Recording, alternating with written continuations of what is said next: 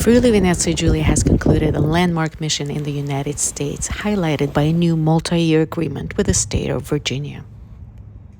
Led by Governor Fedriga and Councilor Bini, the delegation showcased the region's strategic appeal. Sono state delle giornate molto impegnative, ma devo dire molto proficue. Ecco, quello che voglio sottolineare è l'accordo che è stato siglato tra la Virginia e la regione Friuli Venezia Giulia, un accordo pluriennale su tematiche diverse, impresa, mondo della cultura, è una gran prima per la nostra regione. Poi insomma abbiamo avuto modo di incontrare categorie economiche, le camere di commercio, istituzioni, il NIAF, i nostri amici del NIAF, c'è stato un gran gala con la presenza di autorevolissime personalità sia per quanto riguarda gli Stati Uniti d'America sia per quanto riguarda il Paese Italia.